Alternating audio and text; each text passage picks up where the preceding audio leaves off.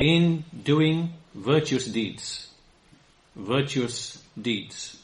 Right? So basically, an encouragement to us all to make use of our lifespan, the time that we have available, in order to accrue, right, to acquire and to build up virtuous deeds, the good deeds, the virtuous deeds.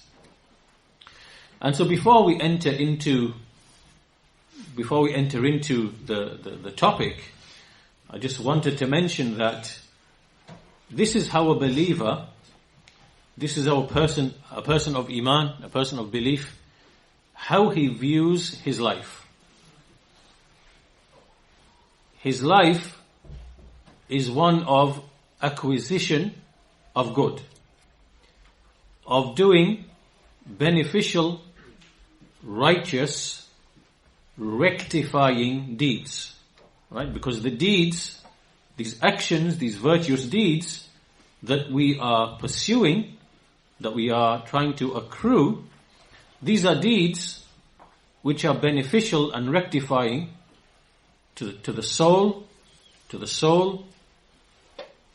heart, and in one's conduct, in one's behavior, and likewise upon the society.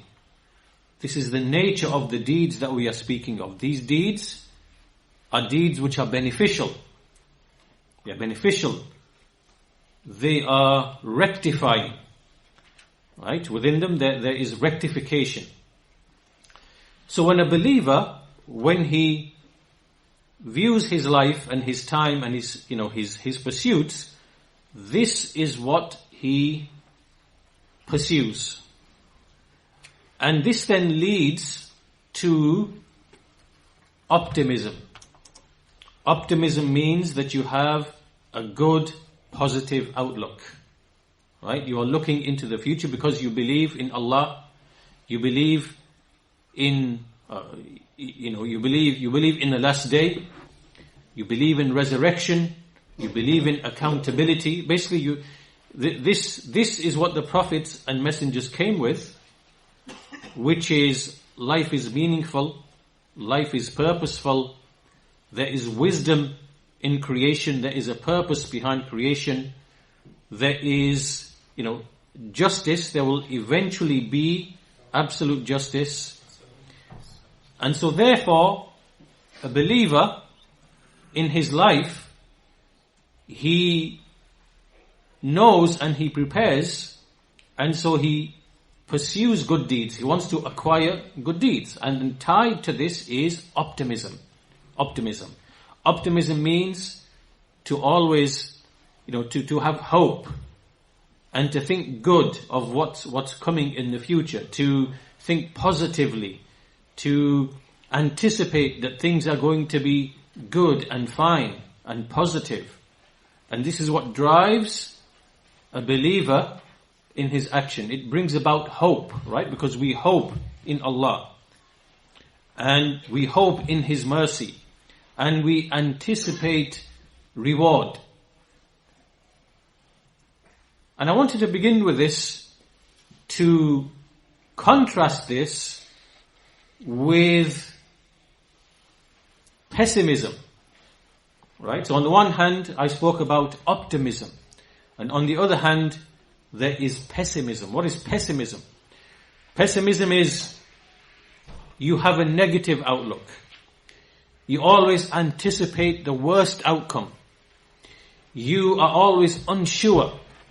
There's doubt, uncertainty. Over here, there's certainty, yaqeen.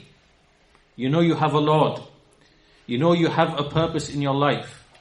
You know that there will be absolute justice. You know there will be accountability. And so therefore, you have hope and you are optimistic and you have certainty as well. Right? You have certainty in what you believe and what you pursue. On this side here, there is pessimism. Pessimism means doubt, uncertainty, fear, negative outlook. You always have a negative outlook, right? You always think the worst thing is going to happen. And so on this side, this pessimism is what is found with the people of disbelief, in particular the atheists and the materialists and, people, the naturalists, the people who do not believe in purposeful creation, in a meaning to life, in a purpose to life, in, wisdom and justice. They don't believe in these things. And so therefore this brings with it pessimism, and tied to that naturally is going to be despair. Right? Despair. Contrast that to what's over this side, right? Optimism. You're optimistic. You anticipate good. You therefore have hope. You have hope. On this side, there is pessimism. Very negative outlook, a very bleak outlook, very dark, very gloomy. Right? Full of uncertainty, full of doubt, full of pessimism, full of despair. And the contrast between these two, I want to read to you some statements from some of the people of disbelief, from the atheists, and from, the philosophies which they have today, the philosophies, right? The philosophy of nihilism and the philosophy of existentialism, right? These are some of the main philosophies today that drive the people of disbelief, the atheists, the naturalists. I'll explain what these are. What is nihilism? Nihilism means that you reject all moral principles, you reject the notion of religion, you reject that there's any meaning to life, there's any purpose to life, there's nothing of this sort.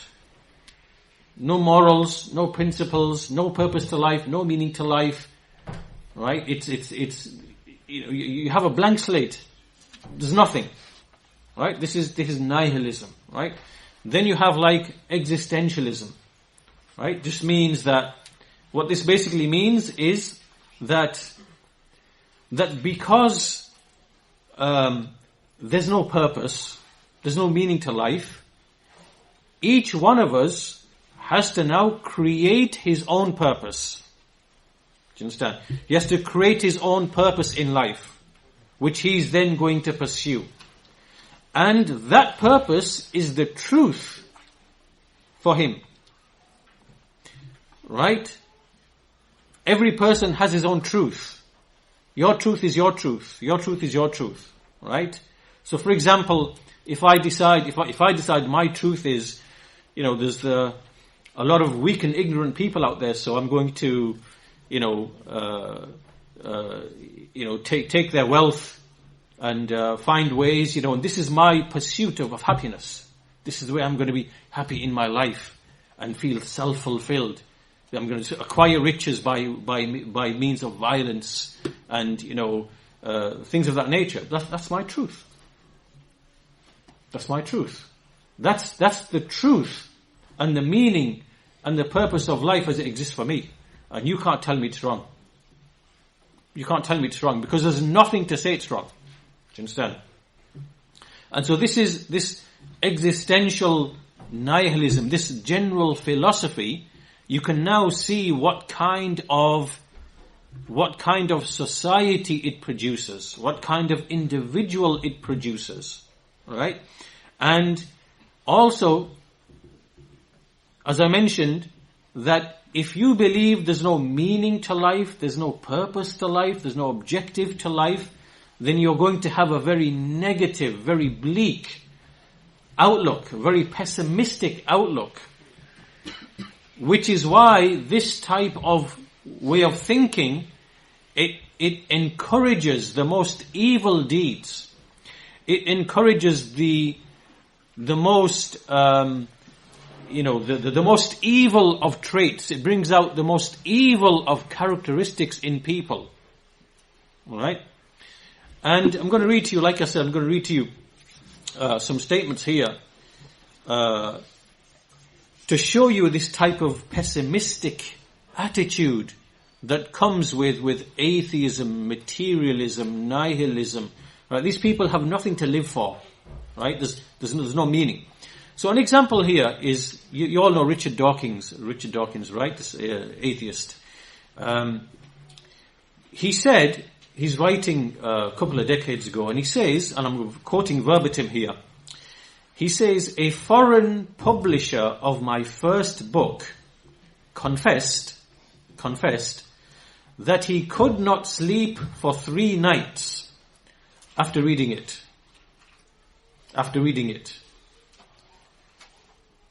So troubled was he by what he saw as its cold, bleak message.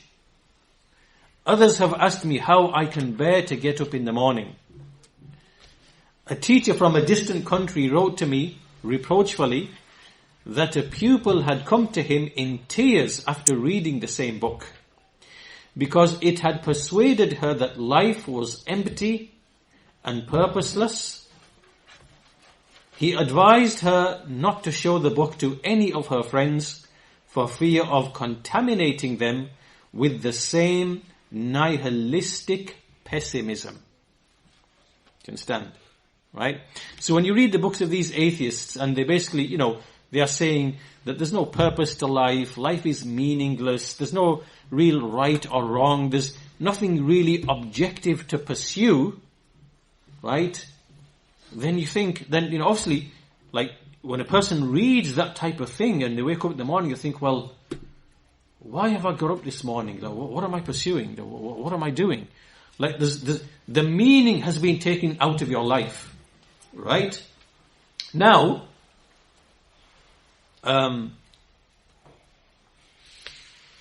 okay, so keep this in mind, right? That this is what these types of books they produce, right? When you read the books of these atheists, right? Dawkins, Hitchens, Dennett, and all these, kind of people. Now, I want you to think about something else, because there's an article in the New York Times, and it's titled, "The Happiest Places Post the Highest Suicide Rates." Right? The places which are the happiest, they are posting the highest suicide rates. How does this even make sense? How does it make sense? Right? The places which are posting the highest markers of like being happy and content, these same places are posting the highest suicide rates. How does that make sense?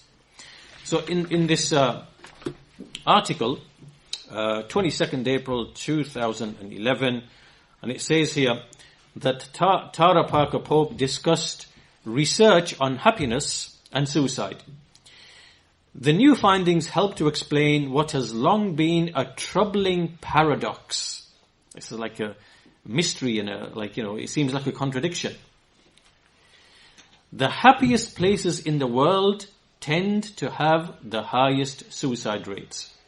Numerous studies have shown that places like Denmark and Sweden that consistently score high on measures of happiness and life satisfaction also have relatively high suicide rates. After analyzing the data, the researchers found a relationship between overall happiness and risk of suicide. Right? In general, states with high levels of life satisfaction had higher suicide rates, according to the report, which has been accepted for publication in the Journal of Economic Behavior and Organization. I mean, look at this. Everything to them is just economies, They're only interested in satisfaction, suicide, to relate it to economic models and behavior. I mean, it's not even, it's all material. It's all materialistic. Okay, so that's the basic quote. And I want to give you a third quote as well from, you've heard of Christopher Hitchens. This is another very big atheist who died of esophageal cancer in 2011. And basically this man, he's had a few debates, right? He had a debate with a Jewish guy from New York called Shmuley Boteach, or however you pronounce it.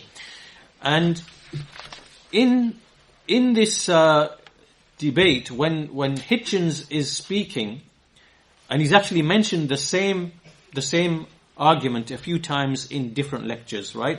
So basically what he's saying is,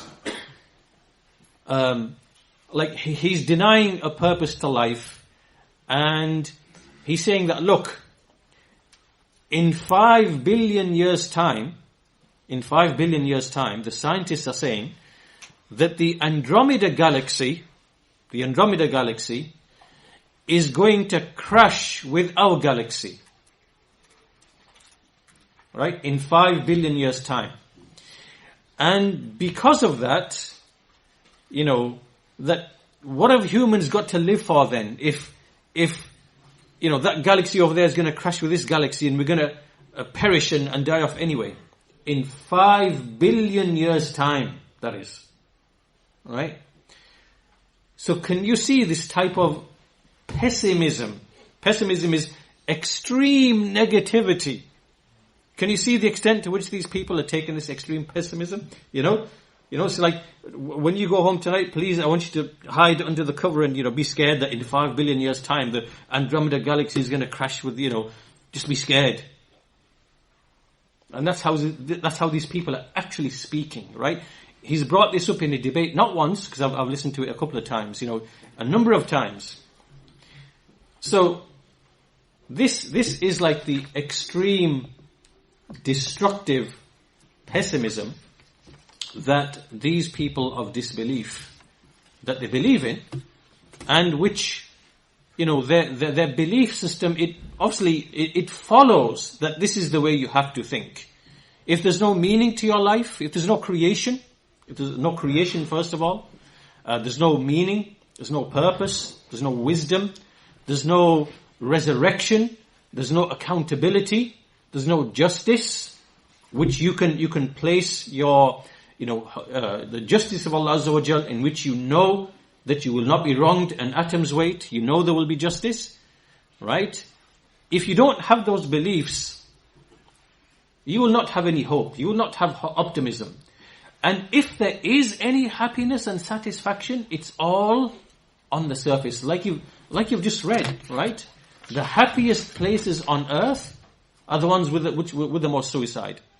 And obviously, that when they are measuring happiness, what do they really mean happiness? They don't mean happiness of the heart, satisfaction of the heart. What they mean is, you've got plenty of wealth, you're not living in poverty, you've got the outward kind of, luxuries and things like that you can enjoy. It's all like materialistic. And that, as we know, is not true happiness. Right? So clearly what's happening with these people is that as they're going through life and they, are eating and drinking and sleeping and, fulfilling their desires in so many different ways, and, over time it gradually dawns on them that, hang on, if there's only matter and there's no meaning or purpose to anything, what really am I doing? Once they get sick of like the drinking and the pleasure and they realize that this is not really pleasure, it's kind of almost like punishment. Once you just engross yourself in it, it no longer becomes like pleasure and fun, it becomes like toil, right? And then as they start going through life and they start realizing, what's going on here? Like there's no meaning to my life. And then slowly the end conclusions, the true realities of these philosophies, it kind of strikes them, which is that my life is as meaningful as, I've given this example before. Like, you might as well say that you have as much meaning in the universe as the feces of a dog. in the scheme of the universe and matter and materialism. And what's the difference between you and that? There isn't. There's no. If you weren't there, it wouldn't make any difference to the universe. And if the feces of the dog wasn't there, it wouldn't make any difference to the universe. So it clicks, hang on, that my life is as meaningless or as valuable as the feces of a dog. What am I living for? What am I getting up for? And then it clicks to them, and then they realize, and that's what they do. These people in Denmark, Sweden, Japan, in most of the atheistic societies, they just commit suicide, Right? So this is the difference between optimism, hope, right, which comes with creation, purposeful, meaningful, wisdom, absolute justice. And on this side, it's random, undirected, matter, meaningless, purposeless, just pessimism, fear, lack of certainty, pessimism, despair, right? And you've seen, the extent to which these people are willing to take, it's ridiculous, the extent to which they basically take all of that. Anyway, so I wanted to mention that because, when we say here, the chapter that we are discussing, Al-Hath ala Ightinam al-A'mal wal-Awqat fi al-A'mal al-Fadila, this is about encouragement. We are encouraging ourselves to make use of one's time in pursuing righteous deeds, because there are deeds which are rectifying and beneficial, and because we have something to look forward to, as Allah says in the Quran, وَتَرْجُونَ مِنَ اللَّهِ مَا لَا يَرْجُونَ وَتَرْجُونَ مِنَ اللَّهِ مَا لَا يَرْجُونَ, that you hope in Allah that which they do not hope.